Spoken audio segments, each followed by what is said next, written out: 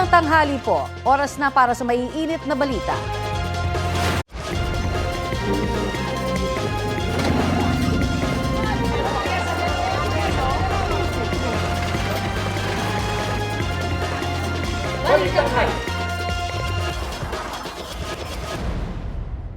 Mainit-init na balita po, nagkaroon ng panibagong tensyon sa West Philippine Sea sa pagitan ng mga barko ng Pilipinas at ng China. Sa isang tweet, sinabi ni Philippine Coast Guard spokesperson for West Philippine Sea, Commodore J. Tariela, na tinarget ng water cannon ng China ang MRRV 4406 o yung BRP Suluan. Naiwasan naman anya ito ng barko ng bansa. Hinabol din daw ng barko ng CCG vessel ang BRP Suluan. Nagsagawa ito ng mapanganib na maneuver na nagresulta sa banggaan ng CCG vessel at isang China Navy vessel. Dahil sa pinsala, unseaworthy na anya ngayon ang CCG vessel. Kumukuha pa tayo ng updates at ihahatid natin yan agad sa inyo dito sa Balitang Hali.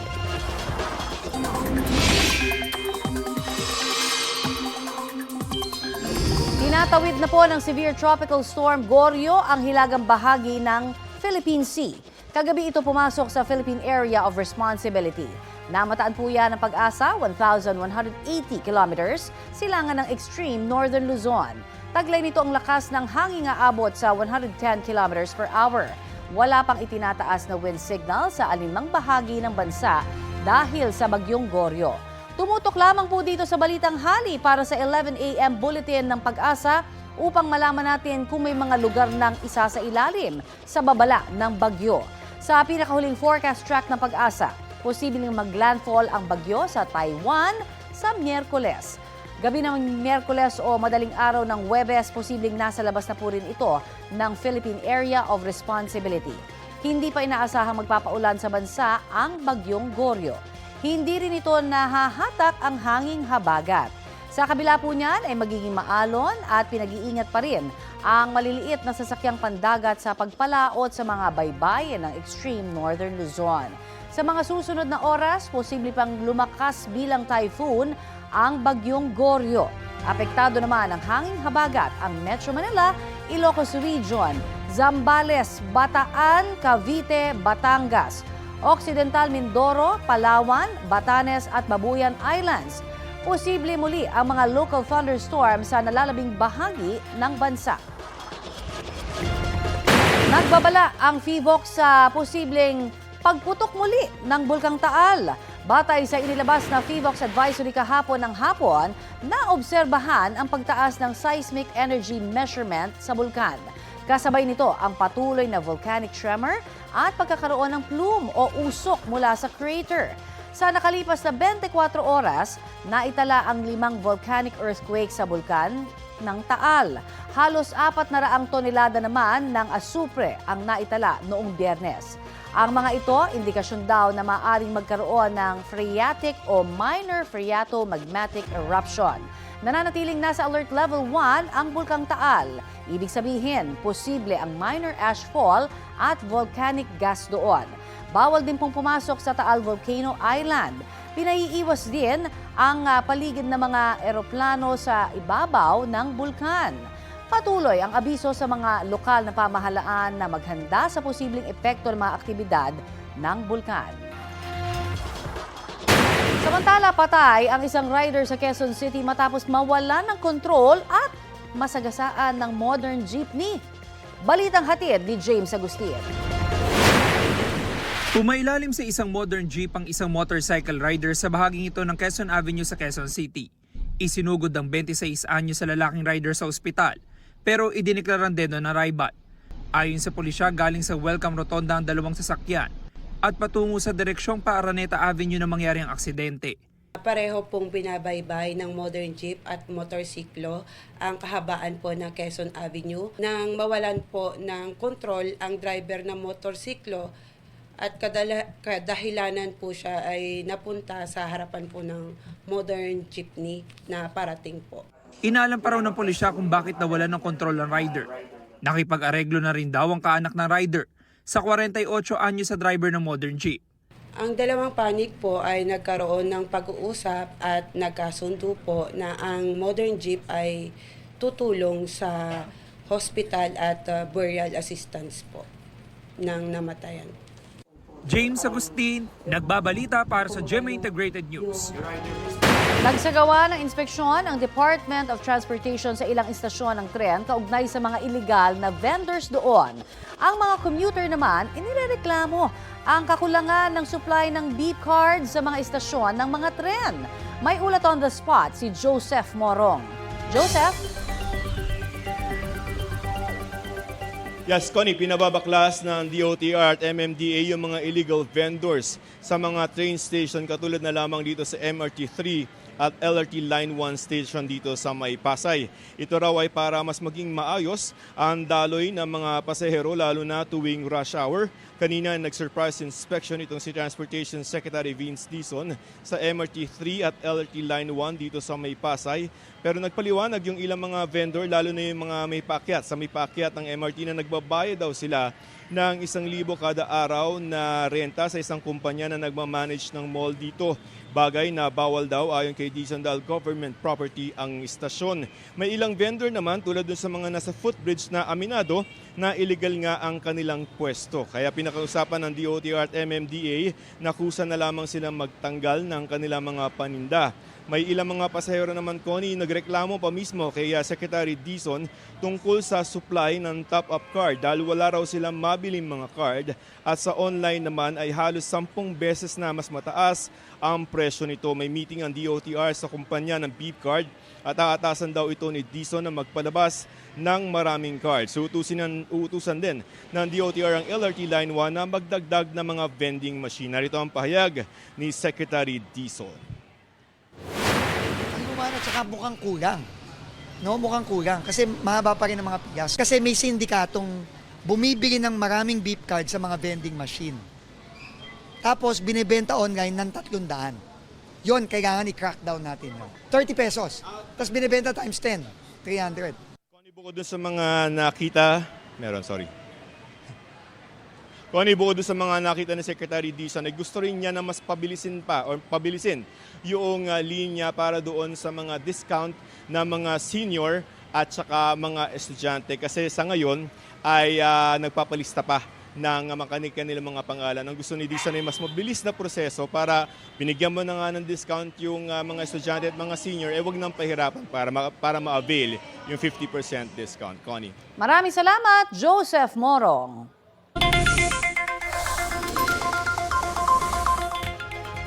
Preno muna ang sunod-sunod na oil price hike dahil may rollback po bukas. Sa anunsyo ng ilang oil companies, may 1 peso and 50 centavos na tapya sa kada litro ng diesel. 40 centavos naman ang bawas sa gasolina. May rollback din para sa kerosene na 1 peso and 30 centavos kada litro. Kapag epektibo na bukas, sinatayang mahigit 48 pesos hanggang mahigit 65 pesos ang kada presyo o kada litro ng diesel sa Metro Manila. Halos 50 pesos hanggang mahigit 70 pesos naman ang gasolina, habang mahigit 70 pesos hanggang mahigit 87 pesos ang kerosene. Ito ang GMA Regional TV News. Mainit na balita mula sa Luzon, hatid ng GMA Regional TV. Patay po ang isang babae matapos sumemplang at tumama sa isang truck dyan sa Plaridel, Bulacan. Chris, meron na ba tayong narinig na detalye kung bakit siya sumemplang? Connie, natumba ang rider dahil sa lubak sa kalsada. Batay sa investigasyon, tinatahak ng rider at truck ang parehong direksyon sa barangay Parulan nang mag-overtake sa kanan ang rider at natumba. Doon na tumama sa truck ang rider na walang suot na helmet at pumailalim sa truck. Dead on arrival sa ospital ang biktima. Ayon sa barangay chairman, self-accident ang nangyari at hindi naman tuluyang nagulungan ng truck ang rider. Tumanggi magbigay ng pahayag ang truck driver at ang pamilya ng rider. Sinusubukan pang kunan ng pahayag ang lokal na pamahalaan ukol sa lubak sa daan. Samantala, update po muna tayo sa panibagong tensyon sa West Philippine Sea sa pagitan ng mga barko ng Pilipinas at ng China. Kausapin po natin si PCG spokesperson for the West Philippine Sea, Commodore J. Tariela. Magandang umaga at welcome po sa Balitang Hali. Magandang umaga, Miss Connie, at magandang umaga rin sa mga taga-subaybay. Okay, Commodore, kamusta ho ang ating Coast Guard? Nasakay po ng MRRV 4406 na tinarget po ng ilang barko ng China. Well, ang Philippine Coast Guard po ay nag-launch ng ating tinatawag na Kadiwa para sa bagong bayaning mangingisdang Pilipino. No? Ito yung KBBM project natin where we provide support to our Filipino fishermen na pumupunta sa vicinity ng Bajo de Masinloc. Ngayong umaga, nagpadala tayo dito ng 4406. Ito yung BRP Suluan and MRB 9701. Ito yung BRP Teresa Magbanwa. Kasama ang pamamalakaya, yung fish courier na namimigay ng yelo and also procure itong mga isdang huli nila. And while we were reaching out sa mga isda na nakascatter sa vicinity ng Bajo de Masinloc, we experienced itong tinatawag nating dangerous maneuver, blocking, and even they attempted to do water cannoning, no? Against 4406. Good thing, because of the seamanship skills ng ating mga tropa sa barko, we were not directly hit ng water cannon, and we were also able to prevent anything that they would attempt to ram or collide with our vessel. Okay, pero ilan ho ba ang humahabol sa ating mga barko? Well, for BRP Suluan, 2 barko ang humahabol sa kanya. Ito yung China Coast Guard 3104 and the PLA Navy War 4. At dahil nga sa paghabol nila, no, sila mismo yung nagbanggaan, no, itong pagitan ng PLA Navy warship at ng China Coast Guard vessel. I see, And nako. as what you can see from the video, ang na-damage dito ay yung China Coast Guard 3104, and we are also anticipating na merong na-injured na mga China Coast Guard personnel dito. And because of that, we even offered assistance. No? We can support them for man overboard operation and even provide medical attention sa mga crew nila. Unfortunately, hindi naman sila nag-responde sa radyo. No? That's why we proceeded to the area where our fishermen is currently located right now. Napakaganda hong kumbaga pagbibigay ng offer ng tulong, no, mula po sa ating pamahalaan. Dahil sila nga ho ay nagbagaan yung sarili-sarili ng mga bangka sa kakahabol po sa atin. Despite that, we have offered po yung ating tulong sa kanila.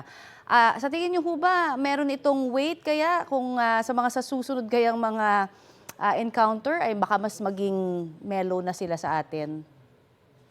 Well, you know, Miss Connie, no, ang Philippine Coast Guard, the humanitarian side of our organization is really expected from us. No? I'm not really sure how things will change sa China Coast Guard, but as far as the Filipino behavior is concerned as well, alam naman nating pag ganitong sakuna, we always extend support and assistance. Oo. Sir, ito babalikan lang natin kasi maganda yung nakwento nyo kanina. So sa paghahabol po sa atin ng China Coast Guard sa mga barko natin, silang dalawa po mismo ng PLA Navy ang nagkabanggaan. No? Pakikwento ho ng mas detalyado pa. Sa atin hubang parte, sir, wala namang damage o sa kanila lang talaga dahil dito sa kanilang banggaan? Well, ang nangyari dito, Miss Connie, no, yung 4406, hinahabol tayo ng China Coast Guard 3104. Kaya na sinabi ko kanina, they intend to separate the Coast Guard vessel from the Filipino fishermen. At tayo naman, ang ginagawa natin is really to gather the Filipino fishermen para siguraduhin ligtas sila. And what happened is that there is some miscalculated maneuvering itong PLA Navy warship. Habang hinahabol tayo ng China Coast Guard, ang PLA Navy naman ay lumiko. No? Sa pagliko niya, tinamaan niya yung nguso ng China Coast Guard vessel. Okay, so dalawang barko ho ng China, sila ang nagkabanggaan. Yes. Okay, ito ho, doon naman tayo sa ginagawa niyo hong mission to begin with, kung bakit po kayo nandiyan. Nakatulong ho ba ng husto tayo na tuloy ho ba yung ating kapag-aabot po ng tulong sa ating mga mangingisda dyan? Well, Ms. Connie, as we speak right now, no, nag-gather na ni BRP Teresa Magbanwa. Ito yung isang barko na kasama ni BRP Suluan. Ito yung 9701. Ang mahigit kumulang na 35 Filipino fishing vessels. No? At tumatanggap sila ngayon ng mga ayuda from the government, especially the fuel and even yung yelo para mas matagal sila makapangisda. sa Bajo de Masinloc. Oho. At sa ngayon po ba, meron pa ho ba tayong nakikita na mga siguro infrastructure, mga tinatayo po mga isla na bago kaya o baka na ipagpatuloy na nila doon po sa area po ng West Philippine Sea? Well, kung ang pag-uusapan natin, Miss Connie, is Bajo de Masinloc, Yes wala po. tayong nakikitang ganyan. Hindi pa nangyari na magkaroon ng kahit na anong infrastruktura dito sa Bajo de Masinloc. That's good to know. Pero yung mission po natin hanggang kailan ba? Ito ho ba ay continuing mission para sa ating mga mangingisda doon? Well, the commitment of the Commandant, Admiral Ronnie Hilgaban, to the President is always to ensure the safety and security of our Filipino fishermen and also to support itong fishing venture nila. So ang pagtagal ng Philippine Coast Guard vessels dito ay dependent, no, sa bilang ng mga mangingisda na mananatili pa dito sa area na to. Lilinawan lang din ho natin, doon po sa parte ng ating mga nakasakay po sa BRP Suluan, wala naman hong nasaktan at yung ating barko ho ba na damage ng kaunti o wala rin? Walang nasaktan sa ating crew, no? Hindi tayo tinamaan ng water cannon at hindi rin tayo inabot ng kahit na anong pagbangga mula sa China Coast Guard or even with the PLA Navy warship. Okay, sa mga Pilipino lang, no, na sinasabi nga ho natin, wala talagang naapektuhan. What about yung iba hong barko? Wala pa ho ring damage at mga nasaktan? Well, I can only speak for the Philippine Coast Guard vessels right now. As of this time, based on our monitoring of our own assets, wala naman nabalita, no? Sa aming barko na na-deploy sa Bajo de Masinloc ngayong umaga ang nagtamo ng kahit na anong damage or injury sa aming mga. And of course, gusto din natin makapagbigay kayo ng update sana doon po sa mga modernization, mga tulong, mga dagdag, no, na mga barko ho para sa ating PCG. Thank you, Ms. Connie. No? Of course, we have already issued itong mga updates na to. Ang Philippine Coast Guard vessels is soon to expect, no? Magkaroon ng 5 97-meter vessels na manggagaling sa Japan. Ito yung kasing laki ng BRP Teresa Magbanua. And then of course, from the French government, they're also supporting the acquisition of 40 Coast Guard ships. 20 of that will be constructed and coming from France. And the other 20 will be constructed here in the Philippines in support of our local shipbuilding industry and also for the technology transfer, no? Para mas tumaas ang capability ng ating mga locals to support ang pag-acquire ng ating capability sa Coast Guard. Alright, good news po yan. So, ilan ho total na madadagdag sa ating mga barko? Hopefully, ito yung magamit natin sa pag-monitor din ng ating pong mga teritoryo. Ngayon, Ms. Connie, you're going to total the 40 from France, 5 from Japan. There are already 45, no? 45. Yes. Kailan ho yan mararamdaman? Well, hopefully by 2027 and 2028, Ms. I Connie. see. Alright, marami pong salamat sa inyo pong update sa amin at maraming salamat po sa patuloy na binibigay ninyong serbisyo sa amin. Thank you.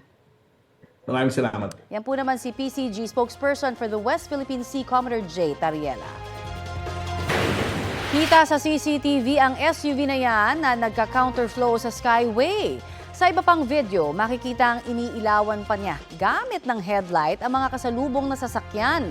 Ayon sa mga otoridad, pa-northbound pumasok sa Doña Soledad Skyway Toll Plaza ang motorista pero lumipat sa southbound lane nang makakita ng bukas na steel bollard. Nahuli siya kalaunan at tinikitan dahil sa reckless driving at illegal counterflow. Paliwanag ng driver, inakala niyang pwede mag-counterflow doon. Inisyuhan siya ng show cause order ng LTO pero bago yan ay ipinag-utos na ni Transportation Secretary Vince Dizon ang perpetual revocation o habang buhay na pagbawi ng kanyang lisensya. Simula na po ngayong araw ng unang bahagi ng rehabilitasyon ng EDSA Busway. Ano naman kaya ang mga inaasahang pagbabago ng mga suki nito? Balitang hatid ni James Agustin. Ang maliwalas at kompletong pasilidad ng North EDSA Station ng EDSA Busway gustong gayahin ng Department of Transportation para sa iba pang estasyon. Kaya sasailalim ang mga ito sa rehabilitasyon. Kabilang sa Phase 1 ng rehabilitasyon ng North Avenue Station na karaniwang dinaragsa ng mga pasahero. Ang bagong Barrio Station sa Caloocan, kapansin-pansin na hindi gumagana ang isa sa 3 elevators. Sa Monumento Station naman hindi masyado makita ang pangalan ng istasyon dahil sa pundidong ilaw. Pahirapan ng mga pasahero dahil hagdan lang ang inaasahan nila para makapunta sa mismong istasyon. Gaya ng PWD na si Al, na itong sinasakyan araw-araw papasok sa kanyang trabaho. Siguro nga yan sa hagdanan, kailangan baguhin, lagyan naman ng PW friendly naman yung kanilang paglakaran, di ba? Lagyan ng escalator o kaya elevator lang. Sa lahat naman yun makakatulong, hindi lang naman para sa akin. Kahit sa matatanda makakatulong. Si Murphy naman na galing pang Bicol, hirap sa pagbuhat ng kanyang bagahe. Hiling niya magkaroon ng elevator sa Monumento Station. Mahirap yung babaakyat ka, lalo na pag may dala. Doon ako nahirapan. Pagdating kasi sa taas, buti na lang inakyat nung mama. Kasi kung hindi, hirap po talaga ako. Pagod na ako. Para kay Maria Cecilia na suki na rin ang busway, mas mainam na may mabago rin sa sistema ng biyahe ng mga bus. May mga tigil-tigil pa na inaantay, pinupuno. Maganda sana kung pagkasakay mo, alis agad. Tulad niyan, maaga ako umalis. Sigurado yan, tagal ko rin dyan. Minsan madilim. Yun lang, sana mabago. Sabi ng DOTR, kasama rin sa rehabilitasyon ng Guadalupe Station sa Makati City. James Agustin, nagbabalita para sa GMA Integrated News.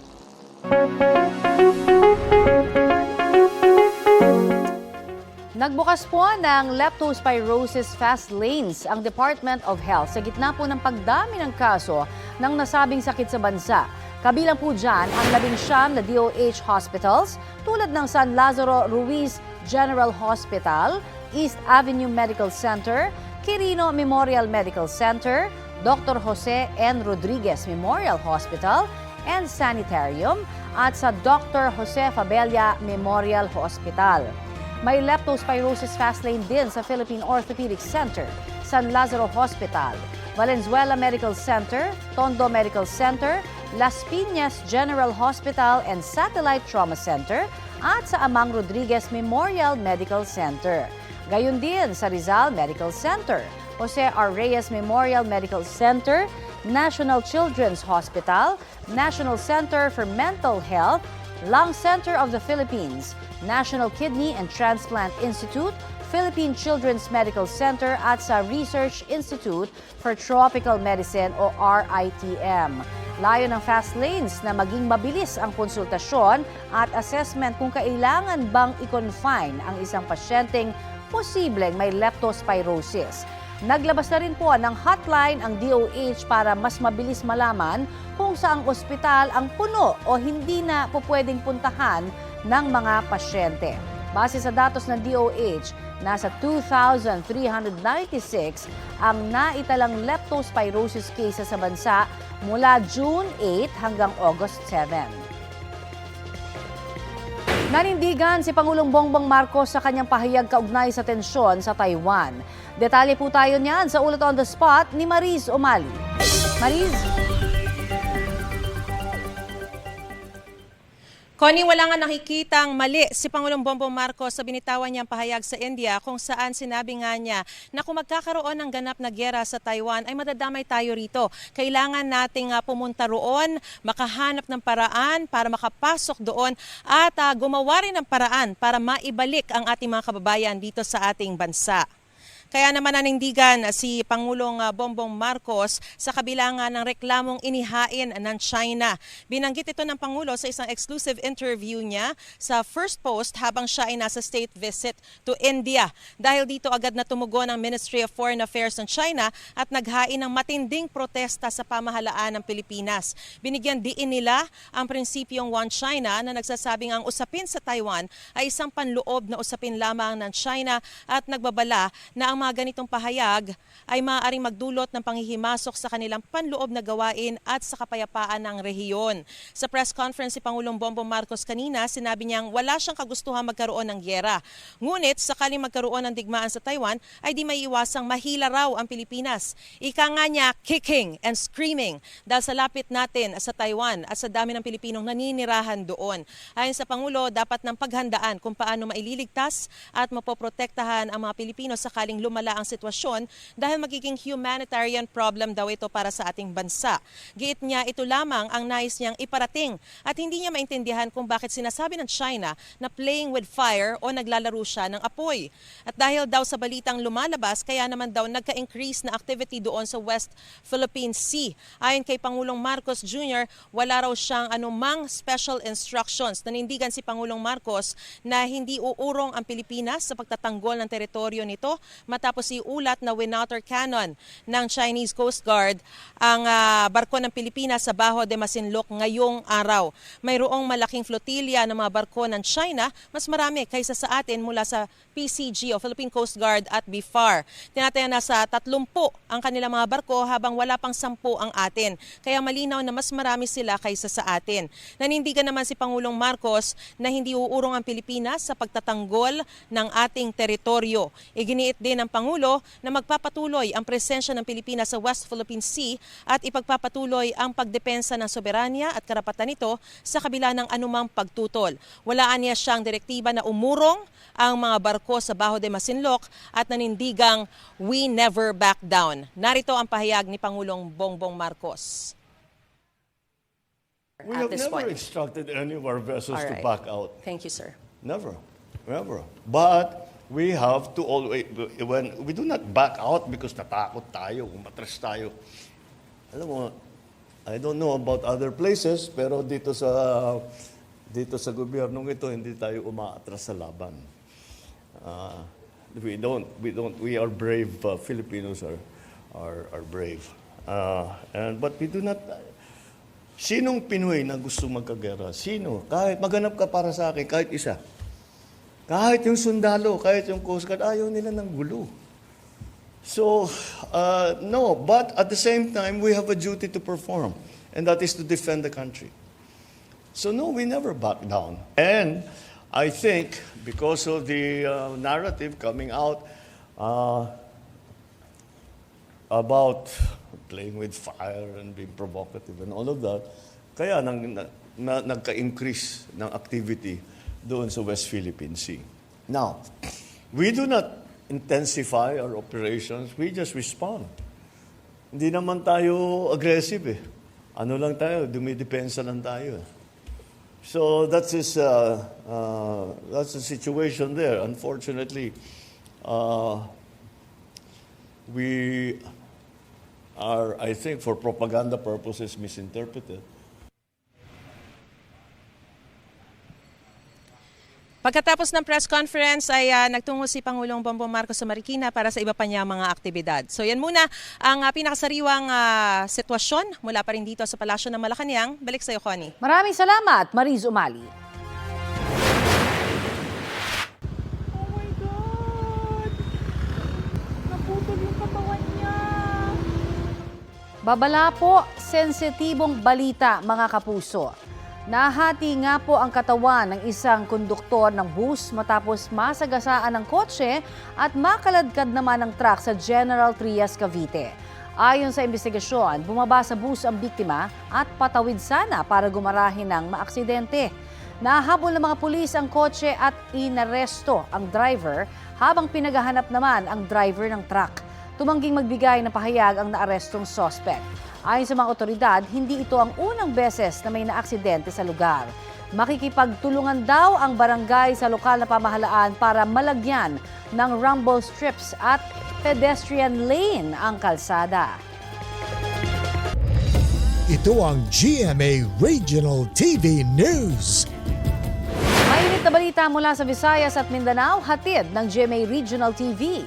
Sinampahan na ng reklamong murder ang konsehal na suspect sa pamamaril kay Vice Mayor Julio Estolioso ng Ibahay, Aklan. Cecil, ano raw ang dahilan ng suspect? Connie, sinabi raw ni Councilor Mirel Sinatin sa pulisya na napuno na siya sa vice-alkalde kaya niya pinagbabaril sa loob ng opisina. Paliwanag niya sa mga pulis, iba ang pakikitungo sa kanya ng bise ukol sa mga nangyayari sa loob ng session hall nila. Ayon naman sa mga kasamahan nila, hindi iba ang pakikitungo ng bise sa sospek. Kinumpirma rin ng Ibahay Police na may lisensya ang ginamit na baril ng sospek at nakarehistro ito sa kanya. Plano ng lokal na pamahalaan na maglagay ng CCTV camera sa loob ng kanilang session hall at higpitan ang seguridad. Hindi muna nagbigay ng pahayag sa media ang mga kaanak ng biktima at ang sospek. Overloading ang tinitinang sanhi ng aksidente sa isang tulay sa General Santos City noong Huwebes. Ayon sa investigasyon ng pulisya, hindi bababa sa 10 ang sakay ng pick-up na galing sa isang resort sa Tiboli. Nang dumating sa tulay sa Purok, Datal, Salvan, may pumutok umano sa sasakyan nila hanggang sa bumangga sa gilid ng tulay. Isang babaeng 65 anyos na pasahero ang idiniklarang dead on arrival sa ospital. Sugatan naman ang ilan niyang kasama, kabilang ang isa na nahulog sa gilid ng isang sapa. Posibleng mahaharap sa reklamong reckless imprudence resulting in homicide at multiple serious physical injuries ang driver ng pickup. Sinusubukan pa siyang makunan ng pahayag, maging ang iba pang biktima.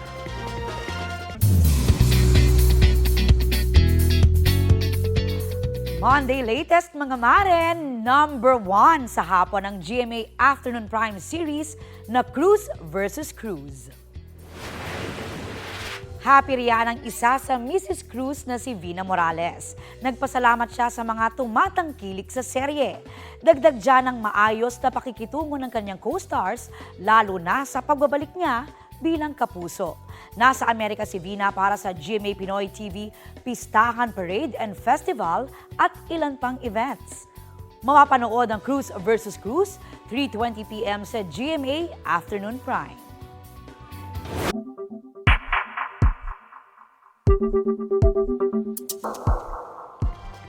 Diretso na sa impeachment trial. Yan ang pananaw ng ilang senador at eksperto sakaling baliktarin ng Supreme Court ang desisyon nito kaugnay sa Articles of Impeachment laban kay Vice President Sara Duterte. Balitang hatid ni Mav Gonzalez. Habang hinihintay ang desisyon ng Korte Suprema sa motion for reconsideration ng House Prosecution Panel, question ngayon kung posible pa nga bang buhayin ulit ang Articles of Impeachment laban kay Vice President Sara Duterte matapos i-archive ng mayorya ng Senado. Base sa datos ng GMA Integrated News Research, meron ng bill na in-archive noong 15th Congress at binuhay muli dahil sa boto ng 6 na senador. Ang Senate Bill No. 2756 tungkol sa armed synchronized elections na kalaunay naging batas noong taong 2011. Sakaling baguhin ng Korte Suprema ang desisyon nito sa impeachment ni VP Sara, sabi ni Senador Ping Lacson, tiyak na magmomosyon siya na buhayin muli ang na-archive ng Articles of Impeachment. Pero depende pa rin daw sa boto ng mayorya kung ano ang masusunod. Sa tingin pa ni Lacson, pinakamainam sana kung hindi na lang inaksyonan ng Senado ang ruling ng Korte Suprema habang may nakabimbing motion for reconsideration ng Kamara. Kung archive, at any time, kung halimbawa mabago yung liderato ng Senado at nagbago yung hihip ng hangin o kaya nagbago isip ng mayorya at naisipang i-pull out, anytime yung pwedeng i-pull out. Unless yung magiging ruling tong Korte Suprema will go one step further na sabihin nila na parang mandatory na kailangan mag-reconvene yung Senado at mag-trial. Si Senate Minority Leader Tito Soto, hindi raw kumbinsido na magiging pahirapan kung kailangang kunin mula sa archive ang Articles of Impeachment laban sa bise. Ang resulta sa botohan noong nakaraang linggo, 19-4 pabor sa pag-archive ng impeachment complaint. Kaya kung baliktarin ng Korte Suprema ang desisyon nito, logical lang daw na talakayin na nila ang Articles of Impeachment.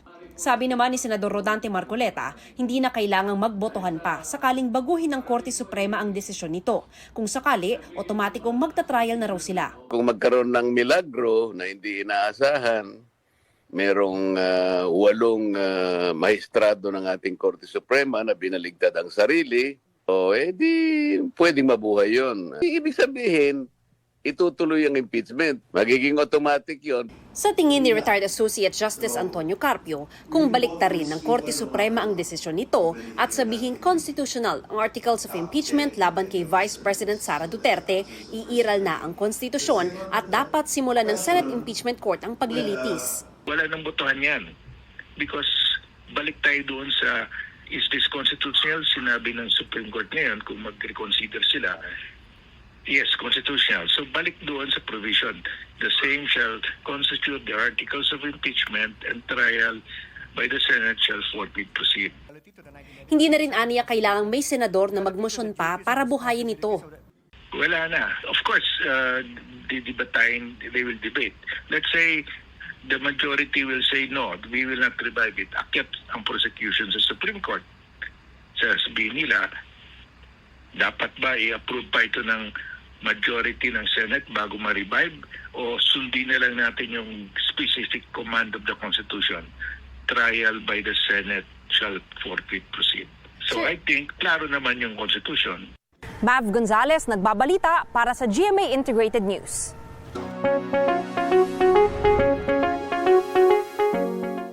Ngayon pong National Breastfeeding Awareness Month, tinalakay ng ilang nanay at eksperto ang mental health at karanasan ng breastfeeding mother sa isang dialogue series. Kabilang po dyan ang tungkol sa postpartum blues at postpartum depression.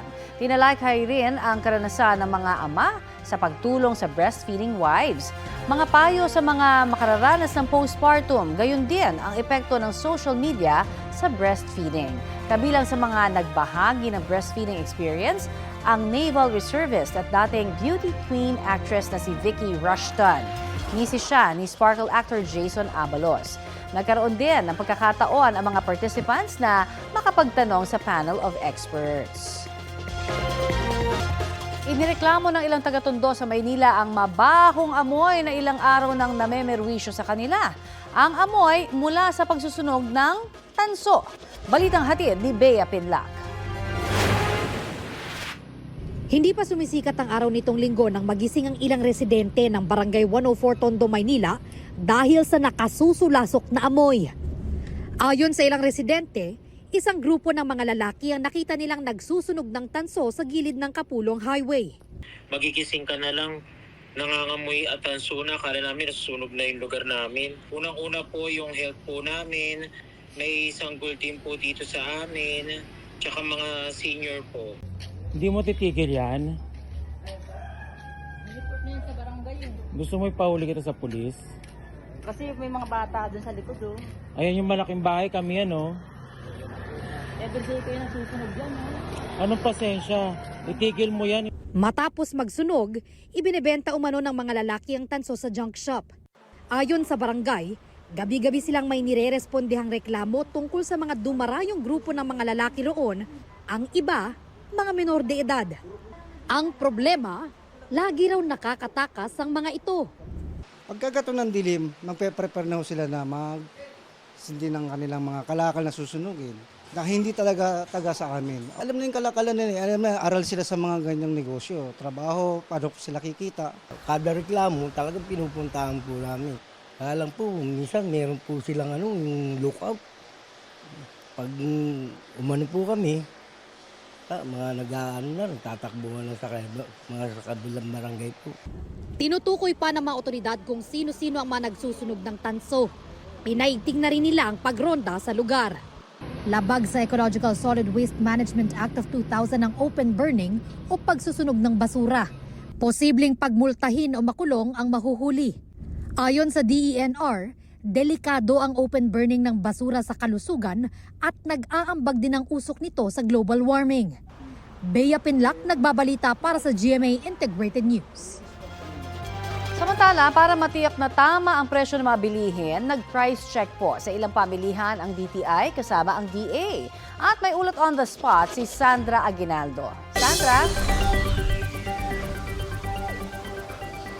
Yes, Connie, nag-inspection nga dito sa Quinta Market ang Department of Trade and Industry at Department of Agriculture. At ayon nga po kay Trade Secretary Cristina Aldeguer Roque, nais nilang matiyak na nasa tamang presyo ang mga pangunahing bilihin. Kasama ang ilang kinatawan ng Manila Local Government ay nilibot nila yung mga stalls ng gulay, baboy, manok, isda at bigas. Ang manok po ay nasa 200 pesos pesos per kilo ang buo at 210 pesos naman ang drumstick at breast. Dito po yan sa Quinta Market. Ang karneng baboy naman ay nasa 390 pesos kada kilo at ang kasim at 430 pesos kada kilo ang liempo. Nasa tamang presyo raw ang mga ito ayon kay Roque, bagamat may bagyang kataasan yung presyo ng pork. Ang gulay naman po ay may pagtaas din daw ang presyo ayon kay Roque dahil na rin sa nagdaang sama ng panahon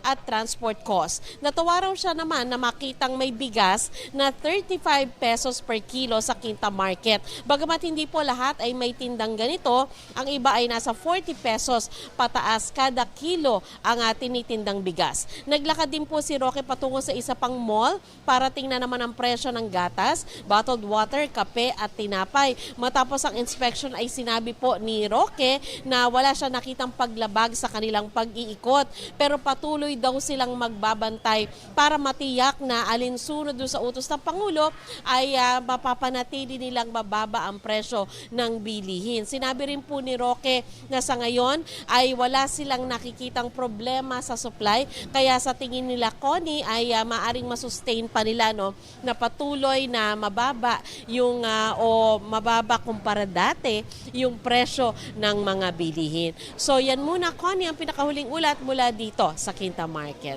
Connie? Maraming salamat, Sandra Aguinaldo.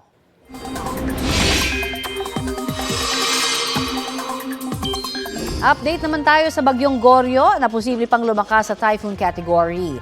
Kausapin po natin si Pag-asa Weather Specialist Veronica Torres. Magandang tanghali po sa inyo. Magandang tanghali din po, Miss Connie, at sa ating mga taga-subaybay. Sa mga oras pong ito, nasaan na ba ang eksaktong lokasyon ng bagyong Goryo? Opo, as of 10 a.m., itong sentro ni Severe Tropical Storm Goryo ay huling namataan na nasa may layong 1,170 kilometers. East-northeast yan ng extreme northern Luzon. Oho. At kung may direct effect man, ano yung mga probinsya po? Baka pwede nyo mabanggit na maaring makaranas po ng effect nito. Opo, actually nakikita nga natin at least in the next 3 days, wala namang direktang epekto itong si Goryo sa kahit anong parte ng ating bansa. Gayunpaman, kapag nagkaroon ng southward o kapag kumilos papuntang timog ng kaunti, itong si Bagyong Goryo, not ruled out ang signal number 1 sa extreme northern Luzon. At nakikita nga natin na kung magkaroon nga ng southward shift, posible pa rin na maging maulan sa mga susunod na araw, yung mga areas possible sa may Cagayan at pati na rin sa may Batanes. Marami pong salamat sa inyo pong update sa amin. Salamat din po. Yan po naman si Pag-asa Weather Specialist Veronica Torres. Mga mare at pare, nag-crash and land this weekend sa Pilipinas si South Korean superstar Hyun Bin.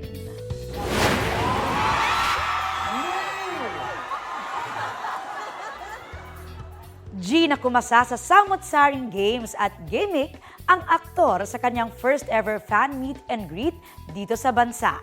Gaya ng game na Have Been or Haven't Been, kung saan sinagot ni Hyun Bin kung anong prop o souvenir ang kanyang itinago sa kanyang mga naging project. Ang kanyang sagot, walang iba kundi ang kanyang misis at leading lady sa Crash Landing on You na si Son Ye Jin. Inamin din niyang minsan na siyang lumabas na nakadisguise bilang matandang lalaki. Sa larong Crash Call with Ben, may lucky fans na nakakall at na-meet up close si Opa. Ipinamalas din ni Hyun Bin ang kanyang Filipino-speaking skills sa pagbanggit ng Mahal Kita. Show-stopping performances ang ipinamalas ng Pinoy Big Brother Celebrity Collab Edition housemates sa kanilang The Big Collab Concert kagabi.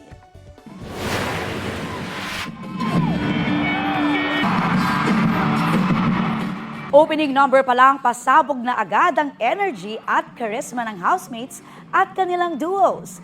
Isang hot dance number ang isinowcase ni AZ Martinez at River Joseph o Asver. Cheerleaders naman ang peg ng Cherez, duo ni na Charlie Fleming at Esnir. Nakipag-duet naman si Clarice de Guzman kay Mika Salamanca sa version nito ng kantang Sino Nga Ba Siya. Powerful vocals din ang hatid ng big winner duo ni na Mika at Brent Manalo at Rawi ni na Ralph De Leon at Will Ashley.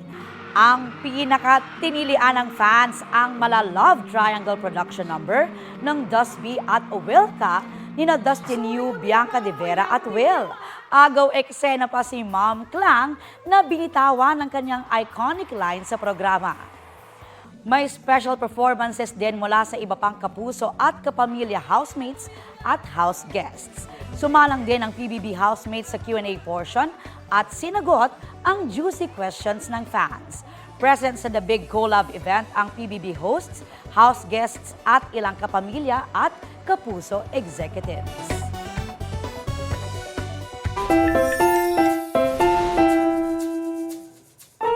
Ang isang araw, ang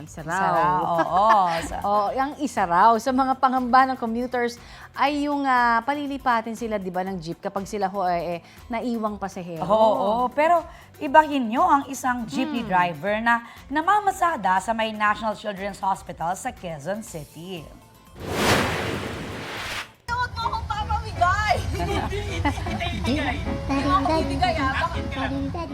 Safe sa lipat ka doon si Yus Cooper Maria Angel Bernal dahil hindi siya pinalipat ni Manong driver. Todo chika ang ating passenger princess at tsuper para maaliw sila pareho sa biyahe. Ayun sa isang punto nga tumulong ba ngang magtawag ng pasahero itong si Maria. Napasana all ang ilang netizen dahil nakarating si Maria sa pupuntahan niya nang hindi lumilipat ng jeep. Bumilib din ang iba pa sa pagiging friendly ni Maria. Ang bonding ni Maria at Manong driver, meron ng mahigit 3 million views sa TikTok. Silang dalawa ay trending! Kakatuwa naman. Oo nga naman kasi pag mag-isa ka na lang pinapalipat ka pa. Thank you, Manong driver. Sweet lover. At ito po ang Balitang Hali. Bahagi kami ng mas malaking misyon. Ako po si Connie Cizon. Kasama nyo rin po ako, Aubrey Carampel. Para sa mas malawak na paglilingkod sa bayan, mula po sa GMA Integrated News, ang News Authority ng Filipino.